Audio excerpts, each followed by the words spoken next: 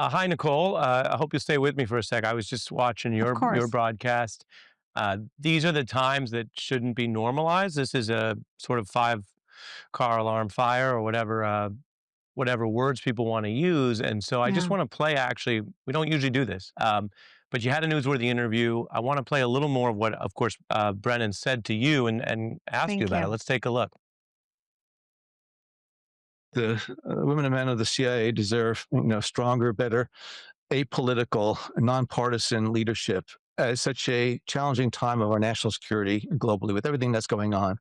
And it's clear that Mr. Ratcliffe decided that he was going to initiate this, I think, again, to try to satisfy the interest, the urge of Donald Trump, who continues to claim that the assessment of Russian interference in the 2016 election was a hoax. It was not.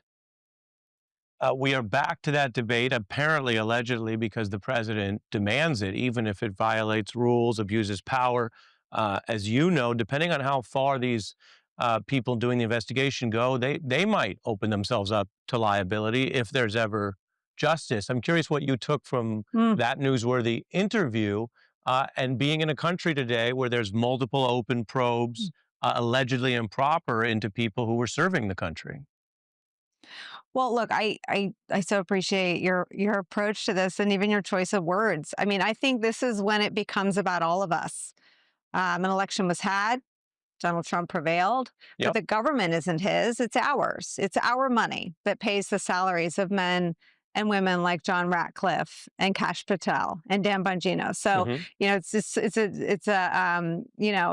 a line from Aaron Sorkin, right, from the American president, Michael J. Fox, you work for me, you answer to me. Yep. And I think that's why we get to ask these questions. What I think is interesting on this story is that I have Trump people in my life, I'm sure you do too. And you're always thinking about how can I puncture their information system. So I read the reporting in the Atlantic, which was really detailed and specific, and it cites the contradictions in the Ratcliffe note to the Marco Rubio-led Senate Intelligence Committee. So I went back and read. I'm one of the only losers who probably read the whole thing because it's the most scathing indictment of Donald Hmm. Trump's campaign's ties to Russia. It's brutal. It goes much farther than Mueller ever did. And then it also mentions in that Atlantic piece the Durham probe. And that Brennan told me today, I don't know that I knew this, he spent 8 hours with Durham. He wasn't with Durham's investigators. He was face to face in a room with John Durham for 8 hours. And I played some sound. I mean, you remember, you covered it. Fox News held Durham up not just as the answer to Mueller or the antidote to Mueller, but as justice for all. That was their graphic when they covered the Durham probe. Durham found nothing. He spent $6.7 million and he examined John Brennan. He face to face interviewed John Brennan for 8 hours. And he found nothing. So, what did Ratcliffe have access to that Bill Barr directed John Durham didn't? The answer is nothing. And so I think it's really important when we cover these they are public servants. They may not act that way, but their salaries are paid for by us. They're not Trump org employees. They're people who work for the American people. And we have a right to assume that they will deal in facts, that they will be accountable if they don't, and that they will at least hew to the prior leading men and women of MAGA world, which include Marco Rubio and John Durham, who found the opposite of what Ratcliffe alleges. Well, absolutely. And you put it so clearly, as you often do. They are alleging a potential criminal standard, which is the only legal valid justification for this kind of criminal probe. And so they talked a lot about a Jeffrey Epstein list. Then suddenly, when they caught the car, there's no list. They're talking about Yeah. Russia level criminal conduct, which they already cleared. In other words, what you just said, what's the evidentiary standard? Trump AG Bill Barr, who was the most loyal of any of the AGs who served in the first term, as you're reminding everyone, um, ordered this probe, oversaw it. They finished it and found nothing. So just like the Epstein list that didn't exist, the Russia crimes didn't exist. And so that takes us to part two, which of course I'll be covering when I finally let you go. You already did a lot of work today, but we're going to cover this tonight with Andrew Weissman, who of course memorably was, among other things, a Amazing. general counsel to the FBI director, so knows all about what it takes to reach that standard. If they didn't reach that standard, then what are we dealing with? Well, that's the actual alleged abuse of power. That the Russia thing is a pretext to go after your enemies, and that we're living in a country like that. And so I thought it was very interesting. it's the usual thing of who has a certain approach, or even dare I say, a class. That in the conversation with you, Mr. Brennan, and you've spoken to Mr. Comey before, you're getting a lot of these interviews, Nicole. Well, They City's seem trying to keep up with calm, you, my friend. but they Yeah. seem calm amidst what looks like Yeah. targeting. Your final thought, and then I will let you go. Well, two things. I don't think it's insignificant what you said about Epstein and this leak, which was carefully orchestrated. I mean, they are a lot of things, but incapable of careful right wing media orchestration is one of them. They are very capable of that. So the White House press secretary Caroline Leavitt goes on Fox News and says John Brennan and Jim Comey should be prosecuted. And when does she do it? She does it the day after the Epstein conspiracy blows up in their faces spectacularly, Mhm. leading to coverage all across not just our shows, but MAGA media corners. You right, get yeah. Alex Jones weeping. Yeah. So that happens today. They're calm because they're from an era where facts prevailed in the context of criminal justice. And that is what they're counting on ruling the day. And that, I think, to your question and my skepticism, that's where we're going to be tested as a country. Yeah, we're going to be tested. And again, people can debate the right amount of coverage, language, or reaction to what is now a very old story. The president likes to talk about what he calls old news, what he doesn't want to talk about. Relitigating 2016, or if I want to be technical, re-litigating it at Trump's behest. Uh, you can debate it all you want. There are people who want to debate the Nixon era. You can have that freewheeling debate. What you can't do, and what I don't think the Supreme Court should allow, even if they gave away the store on immunity, is have the highest levers of power in the government to investigate, to arrest, to interrogate. The tailing of James Comey we're reading about in the Times today, because of a political approach. And again, I want to follow the evidence, but depending on how it's done, that itself could end up being the crime. We'll stay on it tonight. Thank you for being generous with your time, Nicole. Thank you. I'm going to go watch you. Okay, appreciate it. Nicole Wallace joining us after her newsworthy interview and staying over into the hour here. This is The Beat. We begin with the confirmed now account of the Justice Department blatantly opening what are described as criminal probes into two individuals without, at least as of tonight, any clear justification for this. And coming after the news cycle Nicole Wallace just mentioned, and after Donald Trump's calls to threaten, arrest, jail these individuals, it looks very suspicious.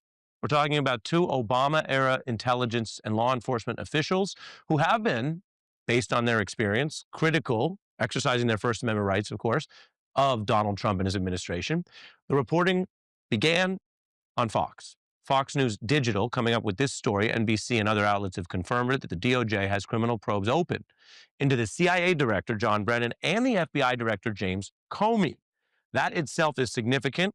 Indeed, you cannot think of another time in the modern era, since the Nixon era, where two such senior officials who ran the FBI and CIA were both under investigation at the same time, and that it was announced at the same time and farmed out in an announcement to a outlet that, at the very least, can be described as highly friendly with the current administration, indeed intertwined when you look at staffing. The FBI is not commenting. A lawyer for James Comey had no public comment. Brennan has spoken out. Many former officials, as you know if you follow the news, speak out. Sometimes they do interviews. Sometimes they do enough interviews that they are tied to a given outlet. In this case, we should note Brennan is an MSNBC contributor. And I want to play more of what was a newsworthy interview that he spoke to Nicole Wallace today. I think this is, unfortunately, a very sad and tragic example of the continued politicization of the intelligence community, of the national security process. And quite frankly, I'm really shocked that, individuals who are willing to sacrifice their reputations, their credibility, their decency to continue to do Donald Trump's bidding on something that clearly is just politically based. Politically based. His criticism there for the president, who he clearly views as responsible for what may be selective prosecution, the kind of thing that people are sanctioned for, people sometimes lose their jobs over. In rare cases, sometimes they themselves can be investigated for. Now, these investigations, as I mentioned, have come out at a curious time, announced in a big way to Fox, but very little is known. Indeed, the Comey case, according to the Fox initial report and NBC News follow-on, does not state the reason. So it could be or might not be related to some of the other ways he's been in the news recently. Brennan, however, has a source where a person who was briefed indicated, as Brennan discussed, and Nicole Waltz and I were just discussing, that there's an indication that Trump's CIA director, Mr. Radcliffe, made this criminal referral to the DOJ about Brennan. Now, either there's some brand new smoking gun evidence, and if that emerges, we'll report it, or you have what looks like someone who took the new job under Trump going after the guy who had the old job. And that is not a cycle that you want to play out, especially when our nation's secrets, intelligence, and the CIA are involved. There was allegedly an internal CIA review as recently as last week, which itself is suspicious given how old the issues are, criticizing the same old Russia thing that Brennan handled the 2017 intelligence assessment regarding Putin meddling in the 2016 election in a manner that required a criminal referral. Now, even if you give them the benefit of the doubt and say some of those issues look differently now, there are very few experts, let alone lawyers or judges, who think it would be good for American national security to treat every difference of conclusion about our intelligence as a criminal matter for DOJ to investigate or prosecute. The reports and the criticisms are that this is none of the above, that it's not really about Russia or new facts, but rather an alleged abuse of power by Trump officials to continue to go after his perceived critics and opponents in the United States. A lot of evidence for that when you remember that we don't know if this is linked to the original Comey probe, but they made a big deal out of a beach seashell post he did on Instagram. You have other Democrats, as you see on your screen, targeted or investigated. And you have on the upper left a less famous but current lawmaker who is awaiting trial at the hands of this same DOJ for a brief incident outside an ICE facility. We are joined by Andrew Weissmann. He is tied to this story as other former officials would be because he was, of course, a key prosecutor in the Mueller probe. As I mentioned, Andrew, to Nicole, and reminding viewers, you also held the job of FBI General Counsel, which goes right to the heart of how these issues are supposed to be resolved legally. I have a lot of questions for you. First, welcome. Thanks for joining me on this news night. Yep, nice to be here. This is certainly concerning, very concerning allegations. Yeah. So let's start first with the most basic law. Then I want to broaden out to the context because we are not going to close our eyes like Lady Justice is supposed to. We're journalists. Our eyes are open. But first, have you ever seen a legitimate probe opened in the Brennan matter regarding what is described as some disagreement or differing views about an intelligence assessment? Is that normal or on the level? So, if we don't know, and I think it's really important for people to understand, we don't really know what the government has, and Yeah. so that what you're raising could be, what is at the heart of this, which is just one person concludes X and the other person concludes Y. They just have a difference. I don't even think that's what's going on. From what we know, the idea that you're going to criticize John Brennan and many other people for simply thinking that it's important to investigate whether Russia interfered in the 2016 election, that is not an open factual issue. Right. Russia interfered in the 2016 election. It is in black and white. And During would the there Mueller be a crime? investigation. Would there be you need a predicate if you're following the law. Is there any factual basis for a crime there? There's none that I can think of at all. I mean, the only thing that I see so far, and again, we don't know what the government has, is what you raised, which is actually the actions of John Radcliffe. That is the only thing that I'm seeing that appears to be improper here, because the idea that you would open an investigation, it's been leaked. That's sort of red flag number one. That's not what you do if you've got a criminal investigation. The Department of Justice is supposed to keep that under wraps. So there's a violation of DOJ rules, and that seems to be because they want the story out there. Right. That's not Seems what to be. DOJ or the CIA should be doing. Two, the issue of relitigating 2016, as Nicole sort of went through, that has been decided over and over and over and over and over again. It is in black and white in two indictments. It was decided in a Senate report that Marco Rubio signed onto and said was the most thorough report that he had seen. I mean, this is one where it's just not Yeah. debatable. And I so should let me point out move one you. legal I'm issue. only going to move you along because I think that's established.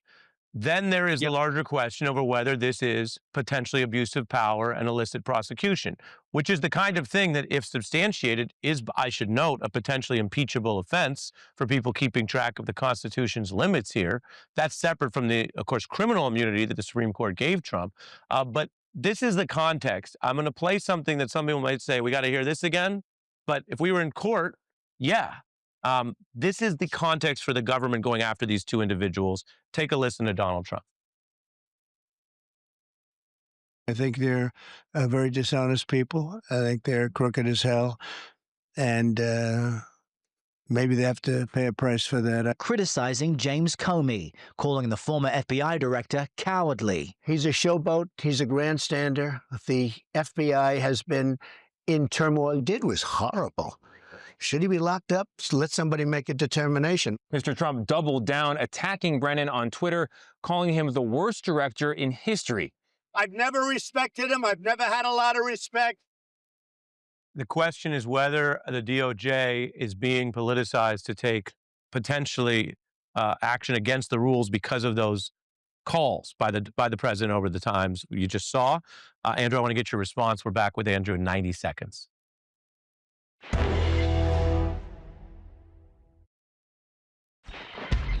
We're back with veteran prosecutor Andrew Weissmann. Your response to what we just saw here on this program. So 3 quick points. One, you heard a lot of adjectives and adverbs.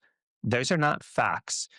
Calling somebody names that's not even an argument, but there are no facts to substantiate an open criminal investigation of anybody, let alone the two people that we're talking about. Two, it's really notable when you're thinking about the sort of politicization, and a real red flag to me is you've been talking about, oh, gee, look, they're relitigating something from 2016. But for a criminal case, there is, under normal circumstances, just a 5-year statute of limitations, meaning you have to bring the criminal case within 5 years. That doesn't mean you can start investigating within 5 years. You actually have to charge within 5 years.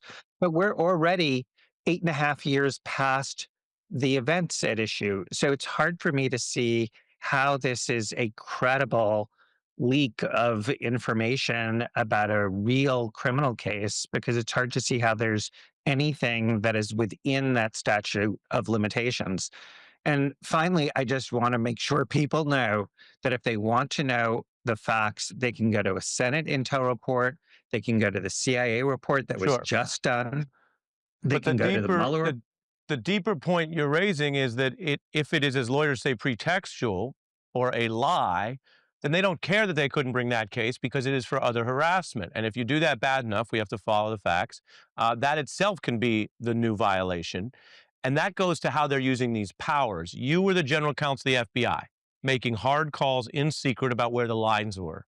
We have this time story that just crossed, which is why I'm moving forward. Viewers will notice I'm speaking faster than usual, but this just crossed as we were coming on air, Andrew, that when they did the investigation into James Comey's social media posts, they went farther. The Secret Service, according to the Times, had Comey followed in unmarked cars and street clothes, tracking the location of his cell.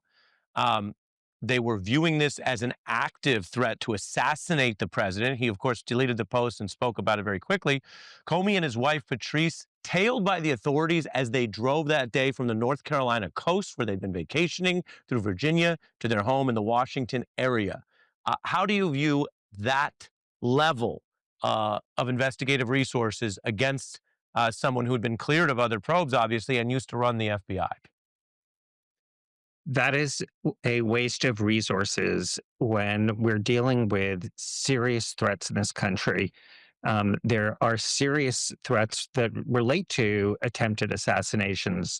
This obviously was not one of them. This is time for grown-ups to be in the room. You should not be wasting the time of people where they really should be doing something a lot more important. There are real threats to investigate. Wasting this and politicizing this by having them go after something for show it's not just sort of dangerous because it's politicizing it. It's that you are taking people away from doing their job on something real. Nobody in their right mind could think that Jim Comey was engaged in an assassination plot with respect to the president and was going to do so by tweeting about it. To me, this is just a level of immaturity and a dangerous one. That's how I see it. I appreciate your coverage and your analysis there, and that if posting criticism of a government official without anything else can merit that response, while we have the National Guard in the street, while we have Marines being tested, all of this amounts to what may be the abuse of these federal powers. And sooner or later, if they go farther, someone's going to get hurt or worse for their free speech. And that's why I mentioned that people in government have to decide how they follow those lines, something you've counseled people on. Andrew Weissmann across 2 blocks tonight. Thank you for being our leadoff guest. Later in the program, MAGA allies upset over the Epstein fallout.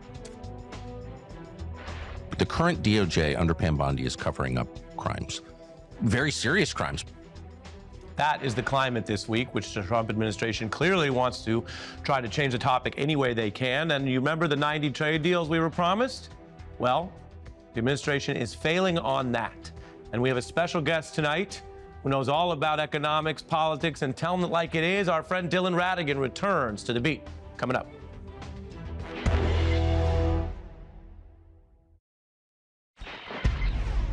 We've got 90 deals in 90 days possibly pending here, and we're going to get this done for the American people. Fact check, false. Today is actually the 90th day. We count so you don't have to. They have failed on the vast majority of what would be the 90 deals. 88 failures, 2 partial, 0 full. Dylan Ratigan is here, the journalist and author who's anchored shows on MSNBC and CNBC. He's CEO of Euphoria Sneakers and owner of Reservations.com. And he joins us on the intersection of economics, something you know about and covered for a long time and are still involved in. Yes, sir. Politics, something you hate. And lying, something that we see all over the world. Why are there not 90 trade deals or some progress towards that? Where are we going, and should people care about this? The entire tariff discussion ended in the middle of April. Everything since then is theatrics and nothing more. Trump is not wrong to want to deal with the trade imbalances in this country and the dysfunction that has been created for decades as a result of the labor market. And I think we actually all do ourselves a disservice by obsessing about Trump's behavior relative to the tariffs rather than focusing on America and helping Trump, who is... Let me jump in. Listen, his behavior is called his job because he seems, according to the Post, we have the Post report here, 90 deals in 90 days. There was a lot of talk about this. Failure. His behavior, his leadership has failed to get the deals. Doesn't that matter when the other people's jobs are affected by this? It does absolutely matter. However, the reality of the tariffs is this. The bond market flipped over in April and called everybody's bluff, including the president's. And ever since then, the only tariffs that are ever going to happen are 5 to 10% on everybody. He doesn't need the deals. Will you explain what it means when you say the bond market called his bluff? What does that mean? So the bond market, the U.S. bond market is the cost of borrowing money for the United States and really the world. When it became immediately apparent that Trump was going to go down this crazy path of these extreme tariffs, the bond market changed the cost of borrowing money to the United States to such an extreme level. Imagine if I jacked up the interest rates on your house to 10% on your mortgage because you're behaving like a lunatic. And imagine if the interest rates of your house could vary based on your behavior.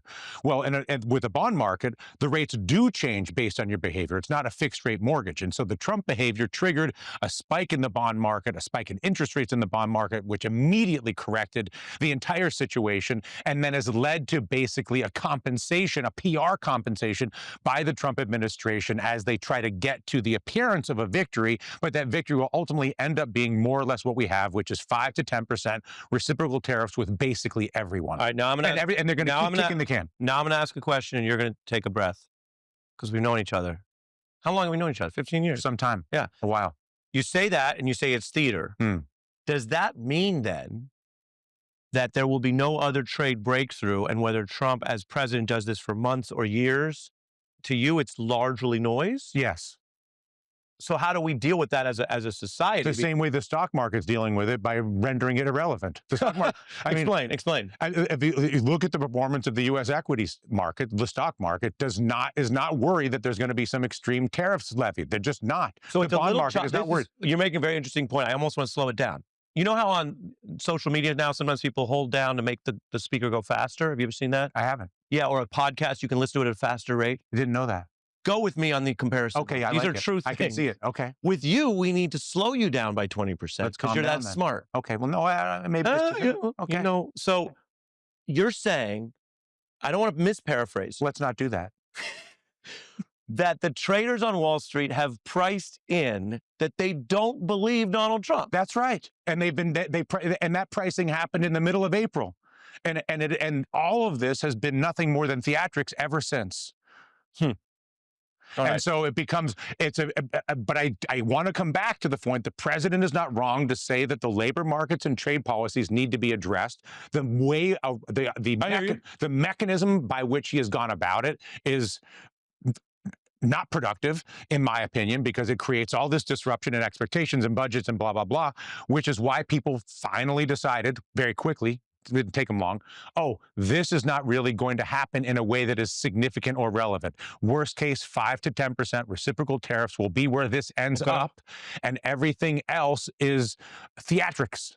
So that's the trade war. Then there's the rigged economic system and the politics around it. You have been ahead of that, and you've been consistent. The rapper Lecrae says, the reason why I sound the same is the truth don't change. I didn't know that he says that. Yeah, he says that. Wow. I want to go back to you, vintage MSNBC, and what you said about this rigged capitalist system, because in the time since you said it, we've seen a Bernie Sanders movement, we've seen an AOC movement, and I know you don't love any particular politician, but New York just had a big primary, and we're seeing a Mamdani boomlet. And so I want to get you on all of that and the politics. Dylan Ratigan, when we return on the politics right after this.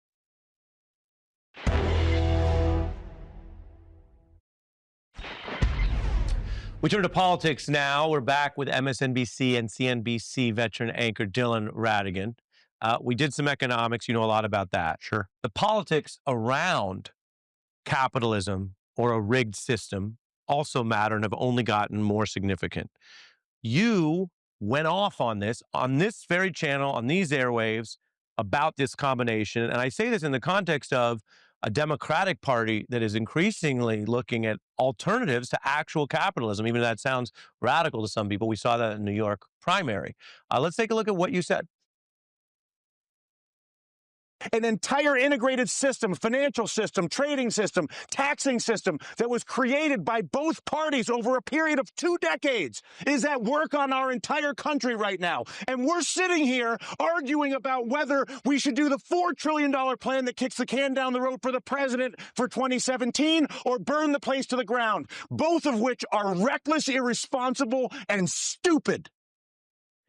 That went viral back when it was harder to go viral. Yes. Because a lot of people who didn't see it in real time saw it later on the internet and said, wow, someone's finally speaking up. And then they shared it. And I know you've had a whole history with this, whether it's defined you too much or all the time. Well, it's made me internet famous, I'll say that much. And everybody's like, why aren't you more angry right now? I'm like, well, people come up to you on the street and ask you why you're not angry? Around in that emotional condition at all times. Can you imagine the heart condition? Do you see a line from the critique you offered there to the way capitalism continues to function and the political parties function and the revolt both for Bernie, Trump, and now Mamdani? I mean, the short answer is yes. The thing that really concerns me, and even in the interpretation of all that emotion,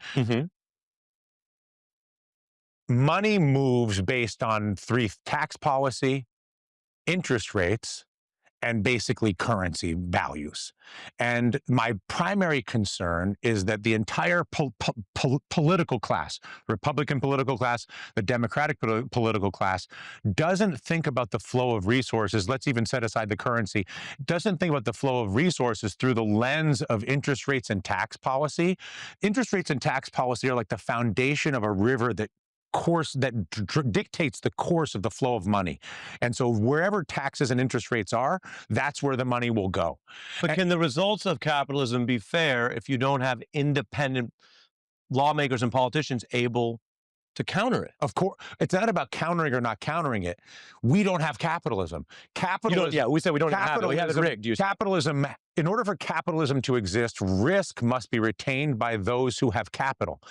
And capitalism only says, I'm going to risk this cup for this pen. But if I risk your cup, if I risk someone else's money for me to make money, that's not capitalism. So the really rich pass on the risk to others. Everybody passes on the risk to someone else, whether it's a student loan that gets passed down or whether it's a billionaire. Well, I don't mean to be annoying, but not literally everybody, because some people don't get access to good loans. Fair enough.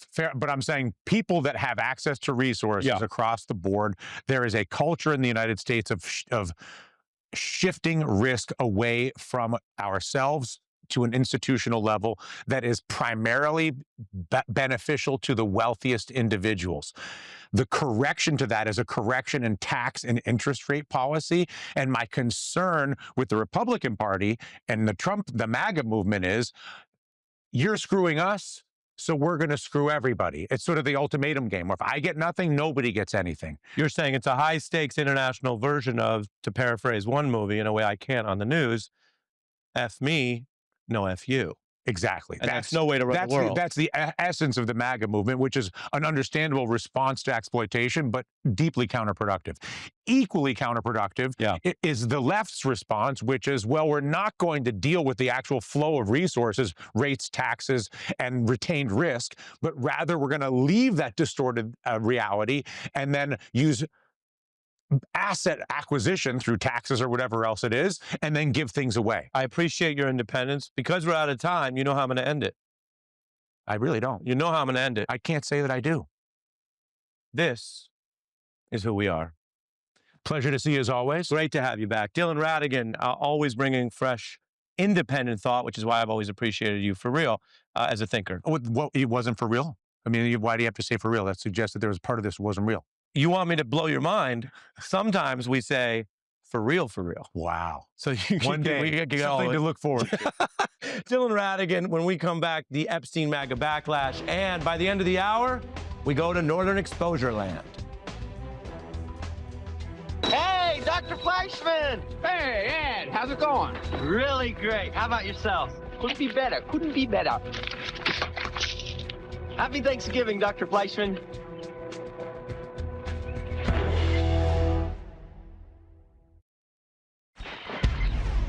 Everything's going to come out to the public. The public has a right to know. Americans have a right to know. Attorney General Bondi saying she would release what they claimed was bombshell details about the Jeffrey Epstein case. Big talk on Fox, faceplant. Bondi runs the DOJ. They only released a memo that actually repeated old material and conclusions which undercut what has been the feeding frenzy on the right and with MAGA leaders for an alleged Epstein conspiracy. The new memo doesn't address the key questions, some of which are legitimate, about Epstein's suspicious death in the custody of the first Trump administration during the first term. MAGA figures have been fanning the flames of this, and now they are upset. The current DOJ under Pam Bondi is covering up crimes, very serious crimes. Her days are numbered as a member of the Trump administration. It's very upsetting. It's extremely upsetting. I think this is a big deal. It's a really big deal. 3 times I voted for this man. This is by far the biggest fumble of the administration they've had thus far. And it's indefensible. It's indefensible that the answers aren't there when so much was promised. I don't want a revolution, but if you wanted a revolution, this is how you would act.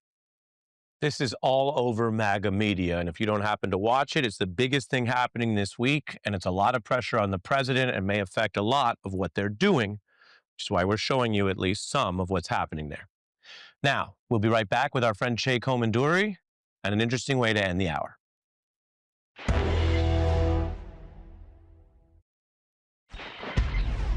There's a lot going on, and we want to take some time to fall back with two special guests. Acclaimed actor Rob Morrow, you might know him from the great Northwest hit Northern Exposure, or Billions, or even Larry David's Curb. I'm also an American, you know? But what does that mean? I mean, if they're an American tribe, it's more like a zillion special interest groups. How's your dad? Not great. But why don't you pray for him, huh?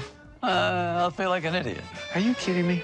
How do you know prayers don't work? Because I'm bald. I'm thinking of the great George Clinton, who most famously said, free your mind and your ass will follow, but only slightly less known and far more apt in the case of bars, you can't fake the funk.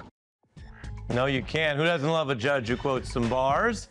We want to mention Rob's hosting a new rewatch podcast, Northern Disclosure, for the super fans. And Che Komanduri, the political strategist, is here. He's worked for Obama, Kerry, Clinton. And you can see him there, a younger Che. Look at that, Che. Yeah, I know. Yeah, looking good there with Bill Clinton.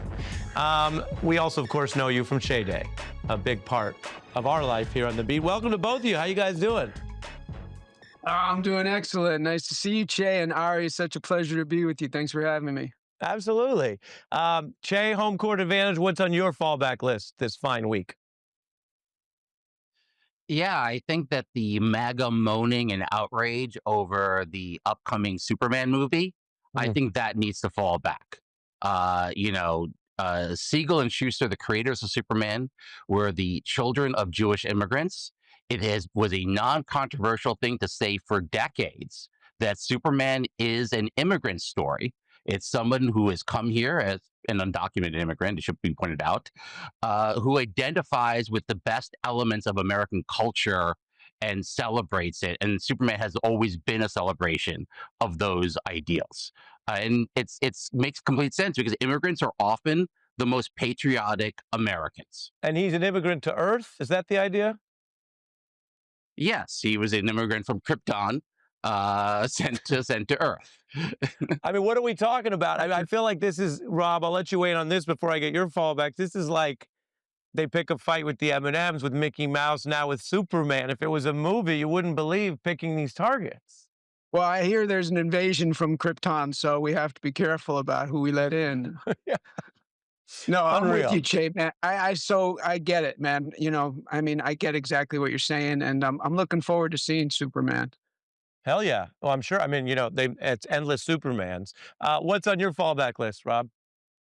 Well, I got two, but I'll throw out the first one that seems the most pertinent or most troublesome to me is these I guess they call them retail surveys, like you buy some sneakers from so and so company, or you take so and so's airline across the country, and then you're besieged with these requests to do a survey, and it's one thing, like if I'm feeling particularly benevolent of this particular, let's say, air carrier, and I want to say, yeah, good job. So then I'll respond to their survey, but then it's 10 pages. It's like shorter than, it's longer than a government security clearance application, and I find it fascinating that I am paying for this honor. I mean, first of all, fair point. Second, I wonder, do you have a calling here as the new Andy Rooney? Maybe so. You're right. I like that. Like, hey, the consumer. This really, yeah.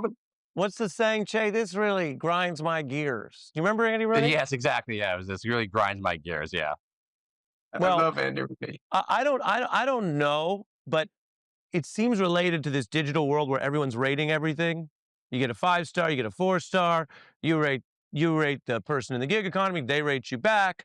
I get you restaurants, they want the review. I mean, if the thing's working, you shouldn't need 1 million reviews, Rob, right? Like you get your food, thanks, bye.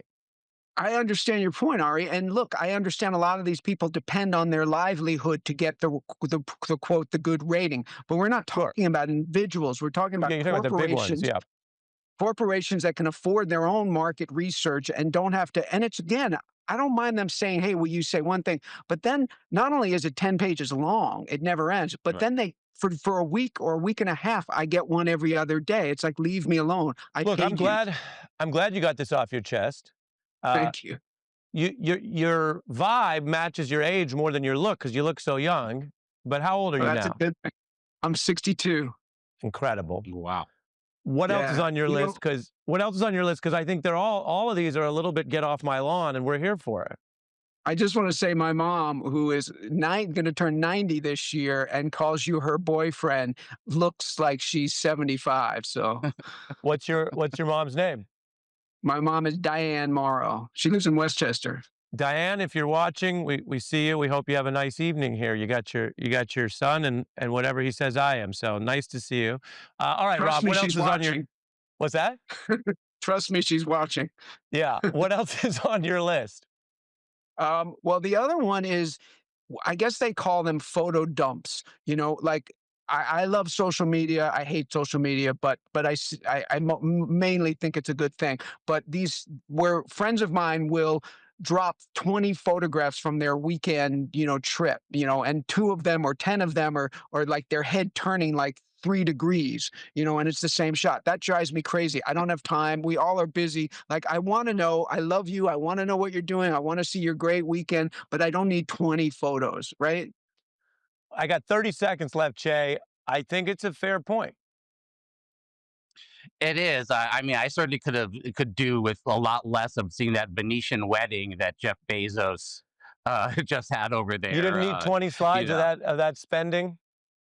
No, I don't. And my belief is if you're going to shut down the Grand Canal in Venice, your name better be Tom Cruise and you better be filming a Mission Impossible action sequence because I cannot imagine any other good reason to do that.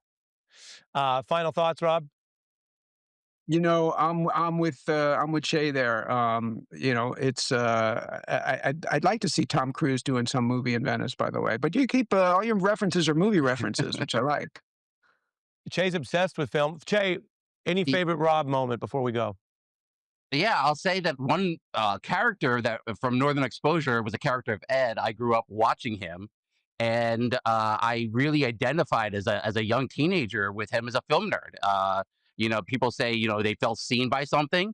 I definitely felt seen by that show and the character of Ed. I'll just say that. So I love that. love hearing- We're at the hour mark. So Che and Rob, what a nice note to go out on. Thanks to you both. Thanks for watching The Beat tonight.